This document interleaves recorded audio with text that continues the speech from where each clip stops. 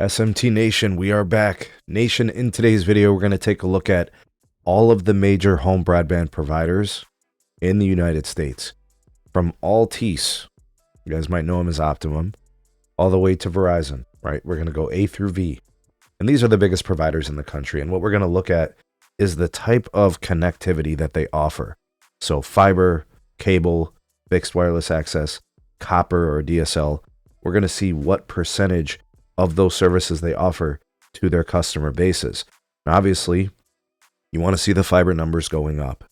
Cable obviously is a good option too, but you're looking, and we're going to be tracking to see where DSL is going with respect to decommissions and current deployments, and then we'll see if fixed wireless. So all these major players, all these major technologies, but most importantly, guys, this data is from 2023. We'll get the 2024 data eventually. All right, we should get that in a few months, but we're going to be tracking this for year-over-year changes. We're going to look for trends. Is the fiber number going up for these companies? Are the DSL numbers going down for these companies? You know, what's happening with cable? We'll look at all this later, but this is just a composition. Each company's market composition for how they sell connectivity to their customers. All right, so I'm going to move me out of the way a little bit just because you can't really see the data, and I can discuss it a little bit easier with you guys here. All right, so let's start first with Altice. They are a Northeast operator, I think, for the most part, regional. New York, New Jersey, kind of like the tri-state area, I think, is what you would typically find them serve. 36% of their customers have access to their fiber. 100% customers of their customer base has access to their cable. That tells me that they have redundant building. So within their network, where they have cable, they have fiber overlaid, right? So I don't know what they're doing. Do they want to decommission that cable where they have the fiber? I know they've been overbuilding and building more fiber recently, and obviously that's a superior technology and probably better to sell. So we'll see what happens in the next year in the next data set, but that's interesting there for Altice. You see the move to fiber. AT&T, you've got three technologies: fixed wireless access, fiber, and then copper or DSL. The biggest composition for them is DSL. That's a network that was built many, many years ago and is going to be decommissioned. That number is already lower than it was in previous years. It's going to continue to decrease. In fact, over the next couple of years, it's going to be zero. Right? AT&T is going to completely decommission DSL. All that copper is going to get ripped out. So they are going to be a fiber and fixed wireless company. Now, the fiber should increase in its reach. You're going to see that number go up closer to like 40 or 50%. The fixed wireless is probably going to increase a lot as well as they build out 5G Plus and sell extra capacity on their wireless network. You'll see those numbers go up. All right, now next is a huge cable provider, Charter Spectrum. They offer cable to 99% of their customers, fiber to only 2% of their customers. Now that fiber number is going to get bigger. You got to remember, big cable is building fiber in new places. They're not going to be installing cable as new. The cable they have in the ground has been there for decades. So that's an important thing to remember. So the fiber number is going to come up. The cable number will probably stay exactly where it is, right? So they're not going to move anything there. Just the fiber number should come up.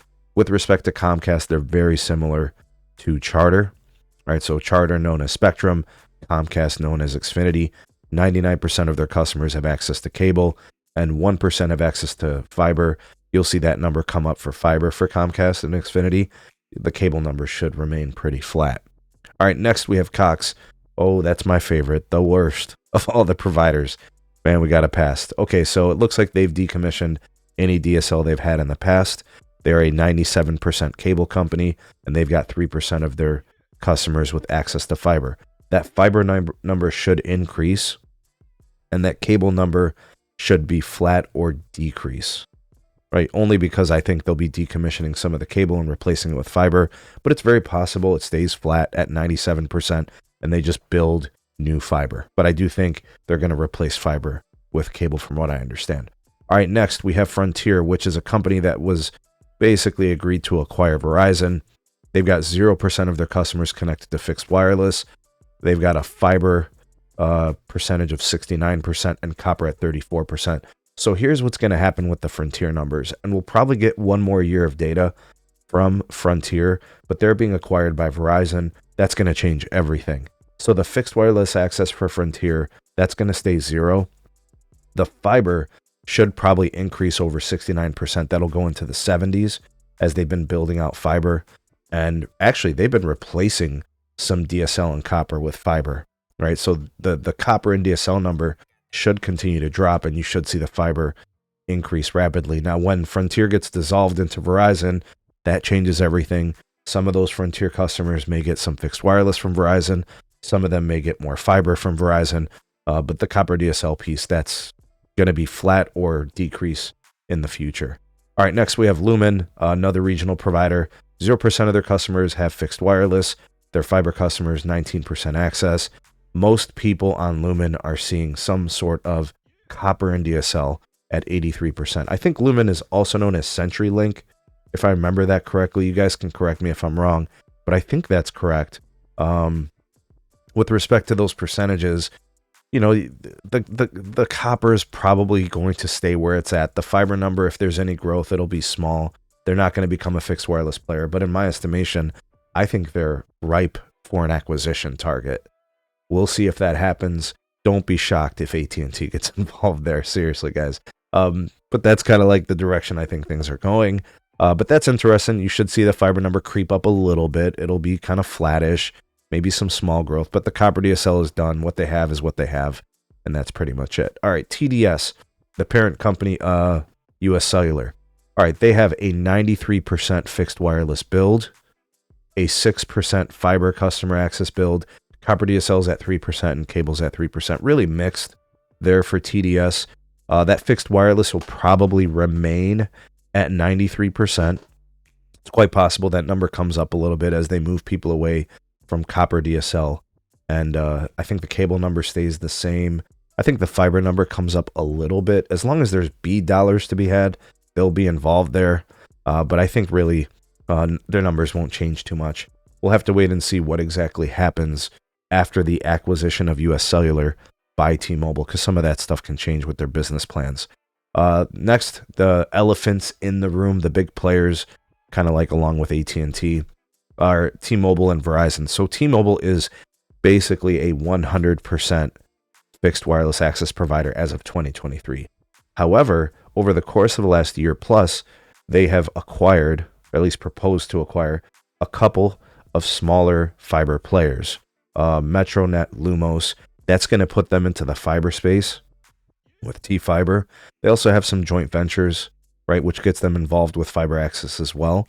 So you're going to see that fiber component on the next set of data show up probably for the 2024 data. It'll be a small percentage, but, you know, it'll be there. So you'll see fixed wireless access continue to be very high at 100%, but you're going to see a huge percentage of customers, you know, going from 0% to like 5% or something would be pretty substantial. I expect it to be something probably, maybe 5% is too high. Maybe it'll be like 2 or 3%. We'll see what happens. The last one is Verizon Wireless, another big player across the country. Fixed wireless access, they reach 68% of the population, or 68% of their consumer base access to their FWA, 34% of their consumer base access to fiber assets. All right, so that's Verizon Fios. They've got a pretty good Northeast build. You'll see them in Washington, D.C. as well, like those bigger markets. High NPS scores, high customer satisfaction ratings with that fiber. They're competitive. They got good prices, good speeds, you know, and they've got good customer NPS scores, right? They're satisfied with it.